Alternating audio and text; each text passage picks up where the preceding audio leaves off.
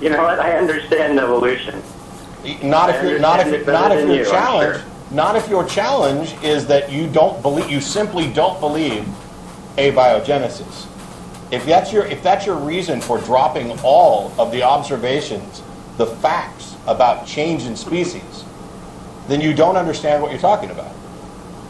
You have to get that first cell. Yeah. And I also have reasons to doubt every other point of evolution, or most of them. And they're very sound and logical reasons. Okay, where's your Nobel Prize? Where's yours? Not a joke. I don't need one. Oh, but I do. Yes. Because you're claiming that you have information that would turn all of biological theory on its head. How about you let me say it and you decide for yourself? Sure. I'm not a biologist, but go for it. I'll give you 60 seconds. Go. Oh yeah, let's answer the hardest questions in the world in 60 seconds. I could hang up if you'd Real prefer. scientific. I'm just amazed we have a guy on the phone who can answer the hardest questions in the world. Bye.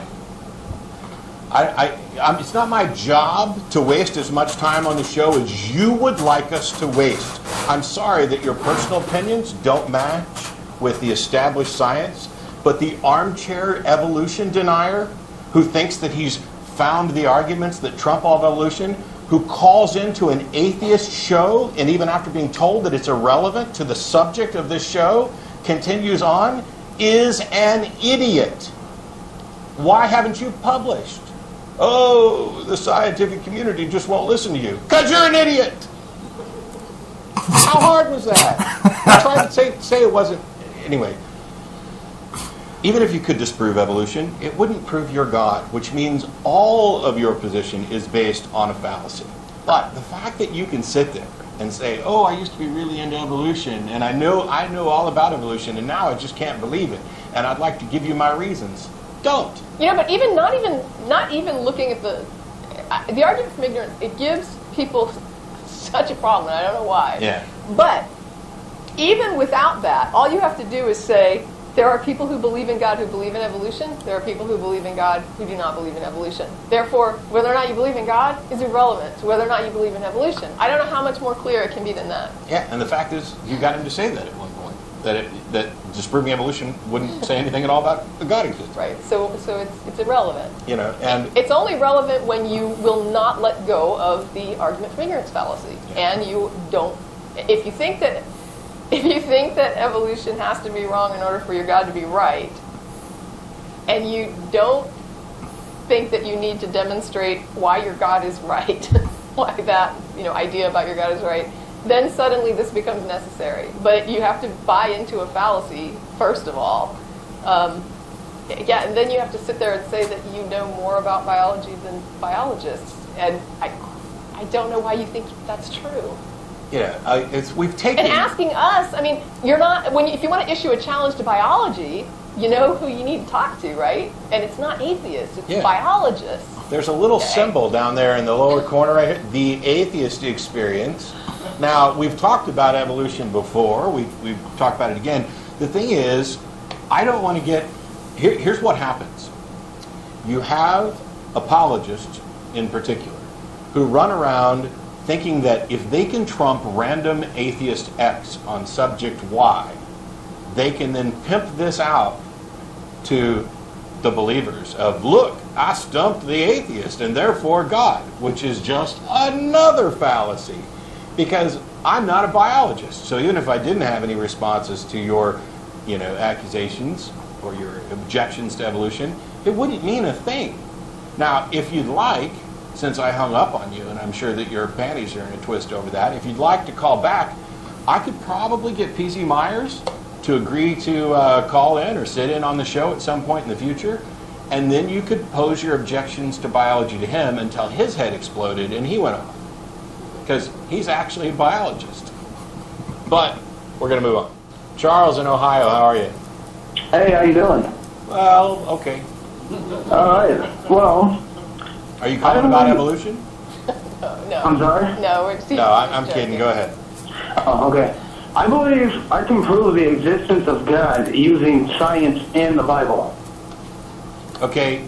I think you probably could. Why do you get to use the Bible? Well, why not?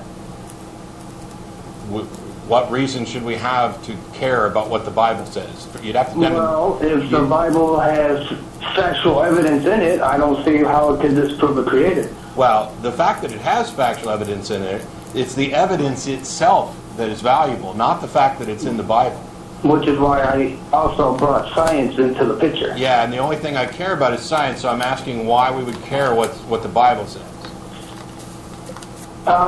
If you can compare them, you would understand, is what I'm getting at. Okay, go ahead. Okay. Because I've compared them. You've compared them. Sure. Okay. Well, here goes mine. We know science expresses the universe in 4 elements. Times, No, it space. doesn't. No, it doesn't. No, 4 elements? There's a whole lot of elements. We moved past Aristotle a long time ago. Let me rephrase that. The main elements. No, not main elements either. But go ahead, just in case it's a terminology issue. Well, if I'm wrong, correct me if I'm wrong. I am. Go ahead. Time, space, matter, and energy. Time, space, matter, and energy. Oh, you talking about dimensions? I don't know.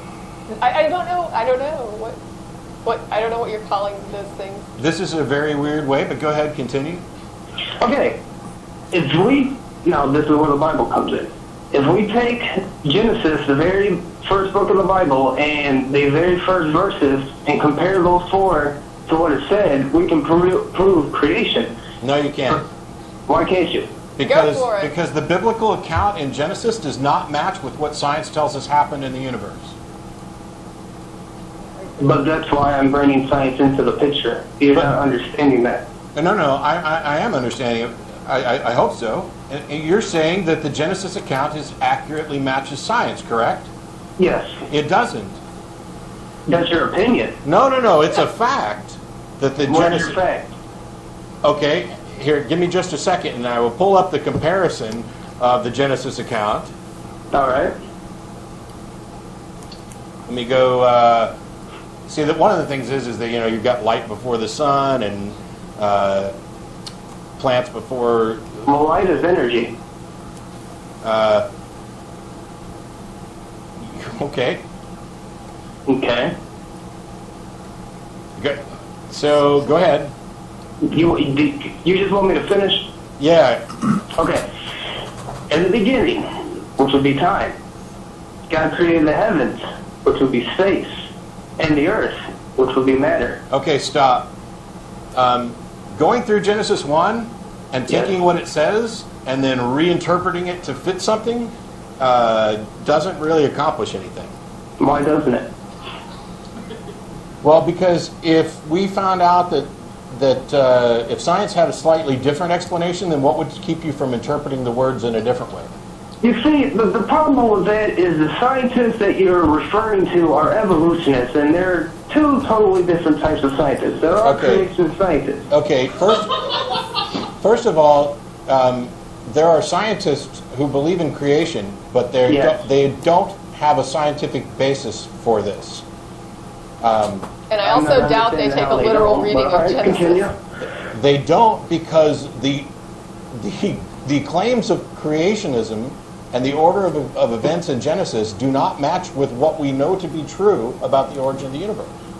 The real order, here we go, this is from the Talk Origins archive. The creation account in Genesis 1 lists 10 major events: a beginning, a primitive earth. Whoa. Are you using a website? Of course. Oh, well, you can't use that. That doesn't count. Why would I care what a website says? Well, because I don't have it all memorized as to the order. Okay, and I don't have everything that the Bible has memorized in the order either. Okay, So, Charles, are you an idiot? No, not at all. Then why are you objecting to the fact that I'm reading this? I'm Why not are citing. you objecting to I'm the not. text of the Bible? I'm not citing it as a fucking authority. And I'm not citing a website as an authority. You're So we're at citing the same point. Bible as an authority. That was the objection. Yeah. You're not understanding what I'm saying. Okay. You don't take the Bible literally, right? I don't take it for toilet paper. So you don't believe what the Bible says, correct? There are things in the Bible that are true, but I don't. Now you're contradicting yourself. No. No, I'm not. Oh, wait. Are you still there? Oh, yeah, I'm here. Okay, now your ass is on hold. I'm not contradicting myself, and I no longer believe that you're a real caller. I think you're a prank because I have a hard time believing anybody could be this douchey and stupid. I'm not contradicting myself.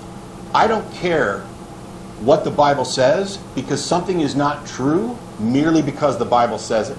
The fact that the Bible has things in it that are true, we discovered that they're true, and we are okay with the fact that they're true, but truth in this verse does not mean this verse is any more or less true. Is that okay? Well, you're still... Okay. I asked a question.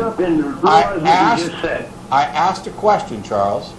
What's your question? There's no I'm saying that if this verse of the Bible is true, it doesn't tell you whether or not another verse in the Bible is true, correct? That's an easy Okay, question. I'll give you that one. Good. So, the fact that the Bible has something in it that's true, I'm fine with. It's a fact. Okay. The fact that the Bible is true is not a fact, because the Bible also has false things in it. And Like there are what? things Well, if you're going to say that the Bible has false things, you have to provide what's false. Sure, Genesis to start with. Okay. There was never one man and one woman from which everybody came from. And how do you know this? Science. What? Okay. That's why I'm asking. What does science say? Sure, science traces back the origin of the human species to a small population of humans that share an ancestry with all of the other great apes, which share an ancestry with all of the other living things. Oh, evolution. I see. Yes, science. You know evolution's a theory? Okay, now I know that you're a prank caller. No. You're done. Thanks for throwing in the nose for me. Thanks for throwing in the nose for the no, you're done. Julie will love that. Go to Just a Theory. I think it's justatheory.com that explains this, but a theory is the graduation point of an idea in science. It's the highest thing that an idea in science can strive to be. The other thing, though, is, I mean, you also have a talking serpent in Genesis. Well, I can't prove that didn't And happen. yeah, I know, but when you're on the phone with somebody who's basically telling you, how do you know there wasn't a talking snake that enticed a woman to eat a magic apple? I'm sorry, but we got to move on.